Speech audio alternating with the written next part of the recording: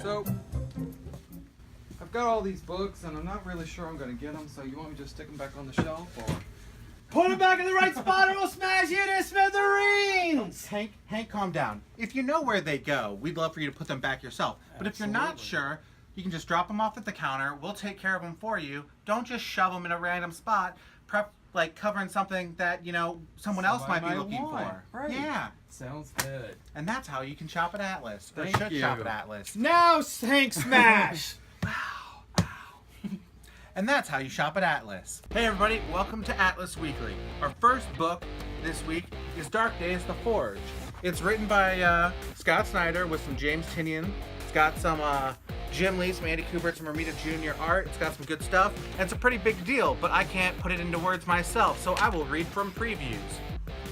Darkness comes to the DC universe with the mystery of the Forge.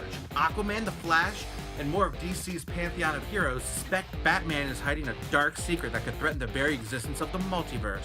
It's an epic that will span generations, but just how does it connect to the origins of one of DC's most legendary heroes? So there's going to be a whole bunch of one-shots from Dark Days, which will lead into Dark Knight's Metal, and that is when Capullo comes back to do some Batman with Scott Snyder. Pretty big deal, looks pretty awesome, and the cover, Yeah, kinda it's a big foily. return. It's a foil cover for all you kids in the 90s. And on the Marvel side, we've got Secret Empires. You got Secret Empires number 4.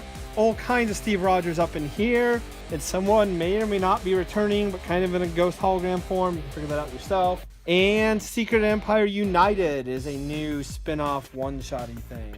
with a lot of really big stuff coming out this week. This book is oddly trying to fly under the radar, but you should not sleep on it. Defenders #1. It's got the Defenders team from the Netflix series, although of course not tied in with that. So you got your Luke Cage, your Jessica Jones, your Iron Fist, and your Daredevil. Most notably, this is written by frickin' Brian Michael Bendis, drawn by David Marquez, the team that launched the Miles Morales Just Plain Spider-Man book. This is debatably Marvel's true A-team. Do not sleep on this book. If you have been looking for a Greek mythology comic and came here 2 weeks ago, I'm speaking directly to you.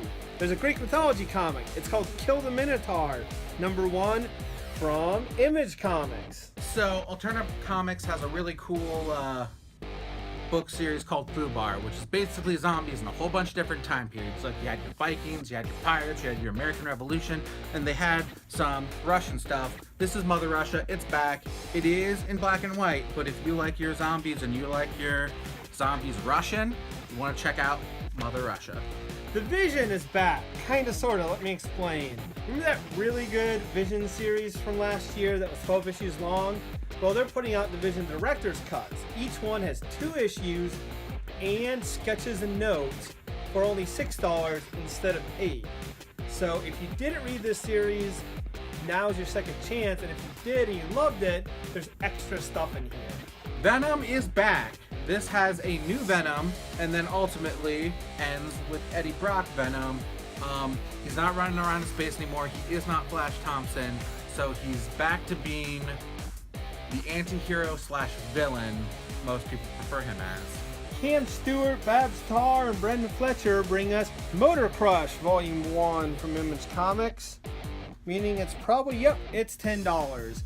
If you're looking for a Mad Max slash Fast and Furious universe that's more female friendly, and by female friendly I mean it stars females, then check out Motor Crush.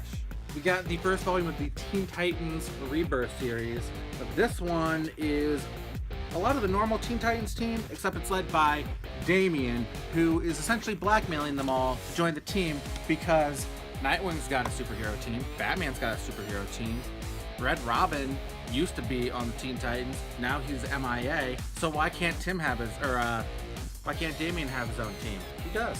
Lastly but not leastly from me, Mother Panic Volume 1. It's one of the new Young Animal. Young Animal, I know how to speak. It's one of the new Young Animal books from DC Comics, meaning it has DC characters, but it's more adult, but not super adult as far as Vertigo. But it's really good. This is actually the only one that's a completely original concept. So it's set in Gotham, so you get your Bruce Wayne cameos. What? Batman's in it? A little bit. but it's also features an all new character and has kind of a darker, gothy kind of feel to it. In super sweet toy news, we have this really dope Muhammad Ali Superman toy box set that hopefully you're getting a good shot of right now. It's one of those figures where like the pencil like detail is on the figure. It's pretty cool. I only have one of these, so if you want it, you gotta act fast. And that's all I got for this week. Thanks for watching. Tune in next week for an all newish episode. For those of you that don't know, about a third of each episode is recycled scenes from previous seasons because it's cheaper. But at least 2/3 of it will be new. In the meantime, check us out on Facebook and Twitter and Instagram and my new blog about Anna Green Gables, but written all in anagrams. It's called Anagram Ann with an E. Check it out. See you next week. My favorite was the all-female Richard Nixon podcast called Chicks on Nicks. So you gotta get 7 of them then, because you gotta get one for each of your fingerprints to be on. All right, and on the Marvel side, the big book this week. Time out. Who has 7 fingers?